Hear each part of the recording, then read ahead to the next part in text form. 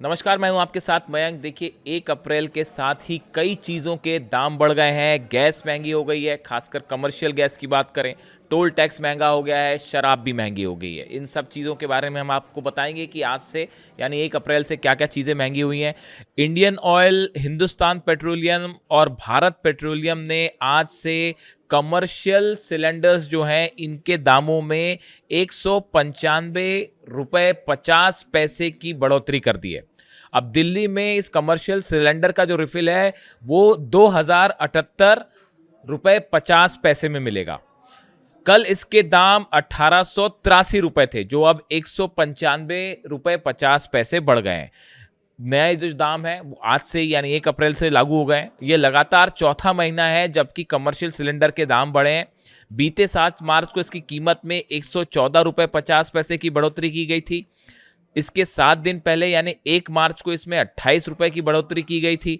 1 फरवरी से इसके दाम में 49 रुपए की और 1 जनवरी से इसके दाम में 111 रुपए की बढ़ोतरी की गई थी। मतलब कि 4 महीने में यह 498 रुपए महंगा हो गया है कमर्शियल सिलेंडर, एलपीजी का कमर्शियल सिलेंडर। अब हम आपको बताते हैं कि देश के 4 बड़े जो मेट्रो शहर हैं वहां पर एलपीजी का जो कमर्शियल सिलेंडर है वो कितने का मिलेगा। देखिए, दिल्ली में अब 19 किलो वाले हलवाई या कमर्शियल सिलेंडर, जो कमर्शियल सिलेंडर है उसको हलवाई सिलेंडर भी कहा जाता है लोकल भाषा में, इसका दाम दिल्ली में होगा 2078 रुपये 50 पैसे। कोलकाता में इसका दाम होगा 2208 रुपये।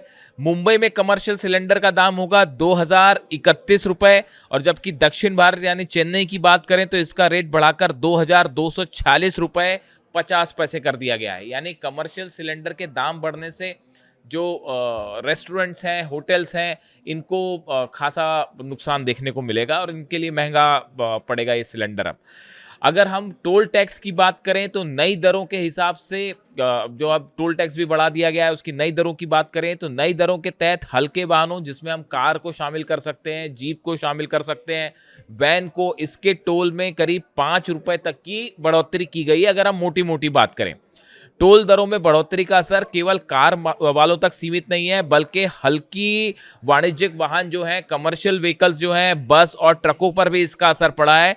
इनके लिए टोल शुल्क में 10 से 50 रुपए तक की वृद्धि की गई है, जबकि भारी निर्माण मशीनों के लिए यह बढ़ोतरी और ज्यादा है। यानी कि आप देखिए कि जो टोल टैक्स है इसको भी अब लोगों की जेब पर इसका सीधा असर पड़ेगा। इसके अलावा हम बात करें तो 1 अप्रैल से यानी 2026 जैसे नया फाइनेंशियल ईयर शुरू हुआ, प्रॉपर्टी रजिस्ट्री भी महंगी हो गई है। नोएडा, गाजियाबाद, लखनऊ समेत कई प्रमुख शहरों में बढ़े हुए सर्कल रेट लागू हो गए हैं। साथ ही स्थानीय निकाय विकास के लिए 2% अतिरिक्त स्टैंप ड्यूटी सेस लगा सकता है, जिससे घर जमीन खरीदना और महंगा हो सकता है। इस तरह की खबरें हैं। इसके अलावा उत्तर प्रदेश में 1 अप्रैल 2006 से अब नई आबकारी नीति लागू हो रही है, जिससे देसी शराब महंगी हो गई है। 36% अल्कोहल वाली देशी शराब की बोतल 165 रुपए से बढ़कर 173 रुपए की हो गई है। यानी कि आप देखिए कि गैस के दाम बढ़े हैं, कमर्शियल सिलेंडर्स के दाम बढ़े हैं, टोल टैक्स बढ़ा है, शराब के दाम जो हैं वो बढ़ गए हैं। हमने आपको पहले ही बताया है कि किस तरह से पैन कार्ड को लेकर अब नए नियम लागू हो गए हैं। आज से पैन कार्ड बनाना पहले के मुकाबले ज़्यादा कठिन होगा। सिर्फ आधार कार्ड के आधार पर जो पहले पैन कार्ड बन रहा था अब ऐसा नहीं होगा, उसके लिए नए डॉक्यूमेंट्स देने होंगे। इसके साथ ही 1 अप्रैल से बड़ा बदलाव आज से ये भी हो गया है कि आपका पीएफ और ग्रेचुइटी का पैसा ज़्यादा जमा होगा, जिससे आपकी जो इन हैंड सैलरी आती है वो कुछ कम आएगी। इससे लॉन्ग टर्म में आपको फ़ायदा मिलेगा, लेकिन इन हैंड सैलरी कम आएगी। यानी 1 अप्रैल जो आया है नया फाइनेंशियल ईयर, ये अपने साथ महंगाई लेकर आया है।